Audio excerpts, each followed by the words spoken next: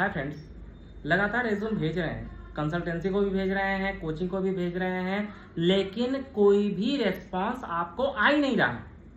आता है ना दिमाग में। मैं भी जब टीचर था तो मेरे दिमाग में भी आता था कि भाई लिंक्डइन पे देखते हैं, फेसबुक पे देखते हैं, वेबसाइट पे देखते हैं, तो हर एक ब्रांड में हमें वैकेंसी दिखाई देती है, हर एक टेलीग्राम पे हमें वैकेंसी दिखाई दे रही है, हर कंसल्टेंसी के पास में वैकेंसी दिखाई दे रही है, लेकिन प्रॉब्लम यह है कि रिस्पॉन्स ही नहीं आता।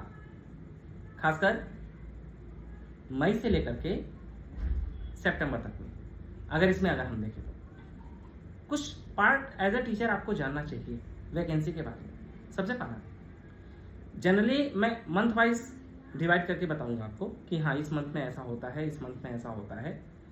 जस्ट सपोज जून का महीना चल रहा है, जून से लेकर सितंबर तक अगर आप अप्लाई करने वाले हैं तो ऐसे कंडीशन में यह मान के चलिए कि वैकेंसी किस तरीके की आती है। मान लीजिए कोई XYZ कोचिंग है पुणे की, अब वहाँ का जो टीचर है वह अंडर परफॉर्मेंस है। अंडर परफॉर्मेंस क्यों है? क्योंकि जैसे वो फिजिक्स का टीचर है, वह शुरुआत में पढ़ा रहा था यूनिट एंड डायमेंशन।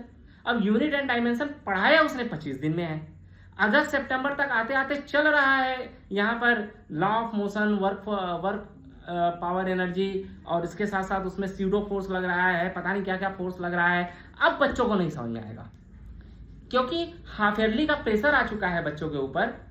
तो उनको सिलेबस डायमेंशन तो उन्होंने पढ़ाया 25 दिन, वर्क पावर एनर्जी पढ़ाना होगा 20 दिन में, जबकि यह टाइम टेकन पार्ट है। इस कंडीशन में बच्चों का फीडबैक जो है वो ऊपर नीचे होना शुरू होता है। जैसे ही किसी एक बच्चे ने आकर के बोला कि डायरेक्टर सर ने यह पढ़ाया, मुझे नहीं समझ में आया। अब डायरेक्टर सर उठेंगे और उठा के सारी कंसल्टेंसी को एक चीज बोलेंगे, अभिषेक जी हमारे पास बहुत इमरजेंसी वैकेंसी है, मतलब कल तक आपने टीचर नहीं भेजा तो हमारा कोचिंग बर्बाद हो जाएगा, एक काम कीजिए मुझे फिजिक्स का टीचर दे दीजिए। अब अभिषेक जी की तरह 10 अदर कंसल्टेंसी और हैं, सब एक्टिवेट हो गए कि यो पुणे में फिजिक्स की वैकेंसी है और हमें 15 लाख रुपए में चाहिए। एक्टिवेट, तुरंत कॉल करना शुरू।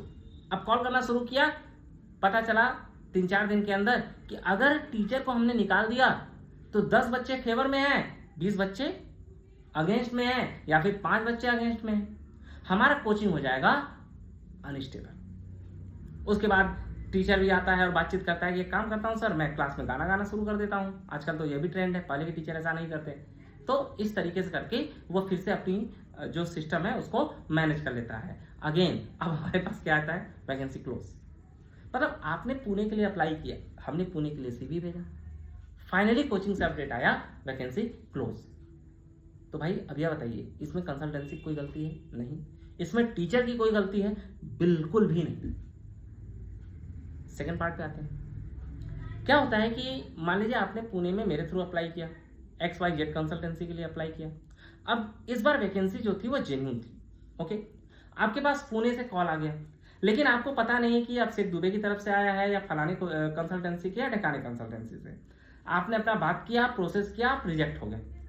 अनटिल अनलेस आप रिजेक्ट होते रहेंगे, कोई कंसल्टेंसी आपको कॉल करके नहीं बोलेगा कि यहां से कॉल आया था क्या। मैं भी नहीं बोलूंगा, क्योंकि अपने पास उतना टाइम नहीं होता है कि अपन फॉलो अप करें। अभी मैं मैकेनिज्म बना रहा हूँ, मैंने चैटबॉट खरीद लिया है, 1 अगस्त से हम लागू कर रहे हैं। आप 24 घंटे हमें रिप्लाई हम देंगे। CRM भी हम यूज कर रहे हैं, इसके अलावा हमारी वाईफाई कॉलिंग भी स्टार्ट हो जा रही है। तो ऑटोमेशन का सिस्टम हम जनरेट कर रहे हैं, क्योंकि हमें थोड़ा सा नेक्स्ट लेवल पे जाना है। तो अब आपको रिस्पॉन्स मतलब सितंबर से आना शुरू हो जाएगा कि एवरेज कि आपने यहाँ इस कोचिंग में आपने एटलीस्ट सिटी में आपने CV भेजा था और यहाँ से आपका यह परफॉर्मेंस हुआ। ठीक है भाई, तो इसलिए फिर आपको लगेगा कि नहीं यार, हमने इस कंसल्टेंसी के पास CV भेजा और उसकी तरफ से रिस्पॉन्स नहीं आया। एक और प्रॉब्लम होती है इस टाइम पे प्रॉब्लम क्या होती है कि हाइप्स क्रिएट की जाती है। जैसे मान लीजिए कोई ब्रांड है, ब्रांड के साथ सबसे बड़ी प्रॉब्लम क्या होती है कि अगर वह हर 3-4 महीने पर वैकेंसी नहीं निकालेगा तो लोगों को लगेगा कि वह मार्केट में डाउन होता जा रहा है, तो वह हाइप्स क्रिएट करेगा। हाइप्स क्रिएट करके आपको ऑफलाइन प्रोसेस के लिए बुलाएगा। मैं बड़ी रिस्पॉन्सिबिलिटी के साथ कह रहा हूँ, 90% आज के डेट में 90% वैकेंसी जिसकी सैलरी 12 लाख से कम है, अगर वह ऑफलाइन प्रोसेस के लिए बुलाता है तो शायद वह वैकेंसी हाइप क्रिएट करने के लिए की गई है, वह जेन्युइन नहीं है। नहीं भाई, जेन्युइन नहीं हो सकती, क्योंकि नाउ टिल टुडे हम टेक्नोलॉजी में इतने एडवांसमेंट हो चुका है हमारा, और टीचर का यार बिहार में बैठा टीचर अब जाएगा मुंबई प्रोसेस देने या पुणे प्रोसेस देने। कुछ ही कोचिंग है जो अभी ऑफलाइन के लिए जेन्युइन तरीके से बुला रही है, अदरवाइज आज के डेट में आपको कंफर्मेशन दे रहा हूं कि भाई जनरली ऑफलाइन वैकेंसीज फेक है जनरली, ठीक है। उसमें 10% जेन्युइन भी है। जैसे तमिलनाडु में निकलता है ईरोड कोचिंग वन एकेडमी का है, वह जेन्युइन वैकेंसी, वो ऑफलाइन के लिए बुलाते हैं, जेन्युइन है। उसी तरीके से मुंबई में है आपके अरिहंत है, इसके अलावा चैतन्या है, ये लोग जेन्युइन कोचिंग है, ये लोग ऑफलाइन के लिए बुलाते हैं तो फिर सिलेक्शन लेते हैं, ठीक है। बहुत सारे फेक भी हैं, मैं नाम ही नहीं दे सकता, बहुत बड़ा कोचिंग है, फेक है। हर तीसरे महीने चौथे महीने वैकेंसी निकालता रहता है, बताता रहता है, सिलेक्शन किसी का नहीं होता है। ओके, नेक्स्ट पार्ट आता है कि जब आप नवंबर दिसंबर में होते हैं, भाई देख नवंबर दिसंबर में हमेशा बड़े टीचरों का ही वैकेंसी होता है ऑलवेज। यहाँ पे अगर आप अपना जॉब चेंज करके जाते भी हैं तो 80% चांस होते हैं कि आप फेल हो जाए। उसका रीज़न यह होता है भाई, आप समझिए कि कोई टीचर अप्रैल में गया होगा, वह अप्रैल से सितंबर अक्टूबर तक पढ़ा रहा है, दिवाली तक पढ़ा रहा है। अक्सर दिवाली पे जो लोग जॉब चेंज करते हैं वह मेरी बात से एग्री करेंगे कि अनस्टेबल जॉब ही उनको मिलता है, वह बड़ा अनबर्न सा जॉब होता है उस समय पे। यही है इशू कि आप अप्रैल से कोई टीचर है, उसने सितंबर अक्टूबर तक 7-8 लेसन पढ़ा दी और टाइम लेकर पढ़ाया है, आप अचानक से नवंबर में उस क्लास में प्रेजेंट होते हैं। एक तो बच्चा मेंटली आपको एक्सेप्ट करने में इनकैपेबल होता है, दूसरी चीज़ है कि आपके पास प्रेशर है। प्रेशर यह है कि दिसंबर तक आपको सिलेबस कंप्लीट करना है और बचा रहेगा 4-5 लेसन। इस कंडीशन में जो फीडबैक गड़बड़ आने के चांसेस ज़्यादा होते हैं।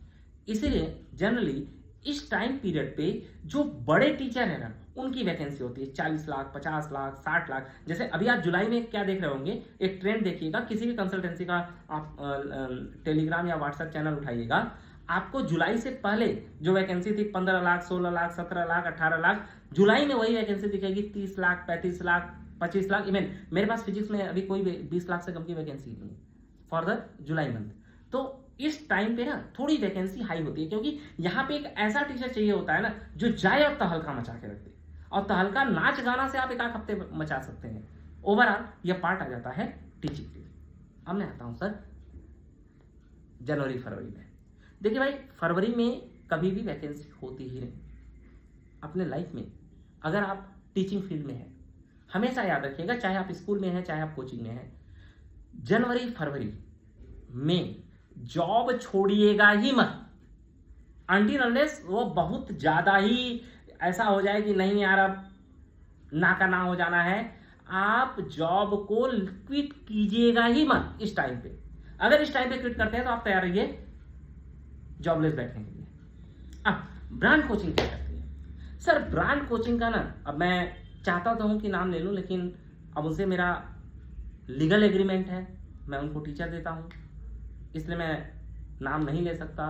नई कोचिंग है, ब्रांड कोचिंग है या नई है या पुरानी, ये भी नहीं बोल सकता, अदरवाइज आप लगेंगे कमेंट करने उनको लेकर के, मेरी एग्रीमेंट टूट जाएगी। लेकिन आप देखिएगा कि वो लोग क्या करते हैं कि जनवरी फरवरी मार्च में खूब वैकेंसीज निकालने के बाद आपको टिल अप्रैल तक लटका के रखेंगे। उनका रीज़न यह होता है कि भाई अप्रैल तक अगर हमने टीचरों को होल्ड करके रख दिया तो इस कंडीशन में जो बाकी सराउंडिंग लोकल कोचिंग है ना, यह लोकल कोचिंग को टीचर मिलेगा नहीं और इसकी वजह से वह सर्वाइव नहीं कर पाएगा। इसलिए अगर आप कहीं पे अप्लाई कर रहे हैं, 10 दिन के अंदर रिस्पॉन्स नहीं आ रहा है, जस्ट मूव ऑन। इसमें कंसल्टेंसी की कोई गलती नहीं है। किसी भी इंडिया की कंसल्टेंसी में इतनी हिम्मत है ही नहीं कि वह किसी भी फेक वैकेंसी को सर्कुलेट करे। जब उसको वैकेंसी आता है तभी वह सर्कुलेट करता है। तो ऑलवेज रिमेंबर, मार्च अप्रैल में जेन्युइन वैकेंसी होती है, कम ब्रैकेट की होती है। जुलाई से सितंबर अक्टूबर वाला ये जो पार्ट होता है, इसमें बड़ी वैकेंसी होती है, छोटी वैकेंसी अनजेन्युइन होती है। ओके, एक और पार्ट होता है कि जुलाई में क्या है कि जैसे मार्च अप्रैल में अचानक से ना आपको बहुत बड़ा हाइक मिल जाए, बहुत बड़ा हाइक मिल जाए इन द सेंस, मान लीजिए अगर आप 10 लाख रुपए पा रहे हैं, आपको 30 लाख रुपए मिल जाए, मत जाइएगा। 20 से 25% से ज़्यादा अगर हाइक आपको किसी भी मार्केट में किसी के द्वारा दिया जाता है तो आपके साथ किसी न किसी तरीके से 100% फ्रॉड होने वाला है। जेन्युइन तरीके से बात कर रहा हूं। हाँ, साउथ में जाते हैं तो 30-40% मिलता है, लेकिन साउथ का हाल क्या हो गया इस समय पे, ज्यादातर जो बड़े कोचिंग है, मैं छोटे कोचिंग की बात नहीं कर रहा, छोटे कोचिंग या देखो उसमें बहुत ज्यादा खेलने कूदने का हिम्मत नहीं रहता, जो बड़े कोचिंग के डीन है वो खुद ही पैसा खाने लग रहे हैं। वो 1 महीने का आपसे पैसा खाएंगे और खाने के बाद 4 महीने बाद आपको निकाल देंगे, क्योंकि उनको आदत पड़ गई। एक चीज याद रखिएगा कि अगर कोई कंसल्टेंट है, वो रियल कंसल्टेंट, जैसे मैं हूं, दुष्यंत गुप्ता सर हैं, मुकेश यादव सर हैं, संदीप बोरा सर हैं, या फिर ऐसे कंसल्टेंट जो फ्रंट पे हैं कि हाँ भाई मैं कंसल्टेंसी हूं, मैं दलाली करके पैसा लेता हूं, मैं सर्विस लगा करके पैसा लेता हूं। तो हम लोग क्या है ना कि हम लोग पैसे पे ना बहुत ज्यादा स्ट्रिक्ट नहीं है। अगर आपका 40,000 बनता है, आपने 30,000 दिया, ओके है, 25,000 दिया, ओके है, और 18% हमारा जीएसटी दे दिया, आपने 4 महीने 5 महीने में भी हमें पैसे दिया, हम सेटिस्फाई हैं, वेल सेटिस्फाई हैं, हम आपको कभी भी क्वेश्चन मार्क नहीं करेंगे, गाली गलौज नहीं करेंगे। लेकिन अगर हमारे पीछे किसी वैकेंसी को लेकर टीचर खड़ा है, मान लीजिए आपने मेरे पास एलएन में अप्लाई किया, जस्ट ठीक है, एलएन में अप्लाई किया और जनरली वहां पे 1 मंथ का कंसल्टेंसी फीस चलता है। अगर मैं कैपेबल हूं एलएन में कराने में, तो ऐसे कंडीशन में मेरे पीछे जो खड़ा होगा ना वो कोई ना कोई टीचर होगा।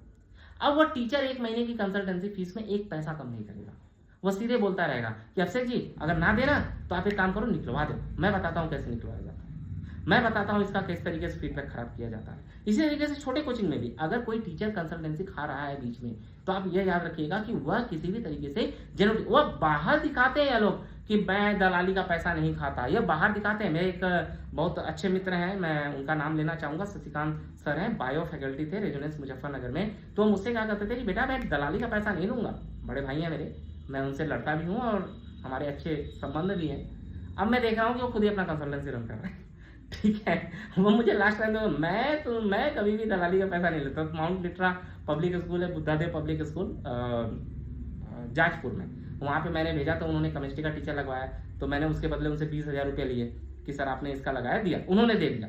अब वो क्या पोस्ट कर रहे हैं ग्रुप पे कि तुमने एलएन में लगाने के लिए मुझसे 20,000 लिया। अरे दादा अपनी तो बात तो यही हो गई थी, ठीक है, बट अब वो कंसल्टेंसी रन कर रहे हैं। तो जो टीचर ना अपने आप को बड़ा जेन्युइन बनता है, कंसल्टेंसी के पीछे खड़ा होकर के सबसे ज्यादा पैसा वो लेता है, मेरा पर्सनल एक्सपीरियंस है। And last 1 gift for you all, मेरे कंसल्टेंसी के माध्यम से जो भी नेक्स्ट सेशन में अप्लाई करेगा 7 डेज प्लस 18% जीएसटी, अगर वो सिंगल टाइम पेमेंट करने के लिए रेडी है, तो अगर वो 5 पार्ट में करने के लिए रेडी है तो 10 days plus 18% GST, because I am now private limited. Thank you.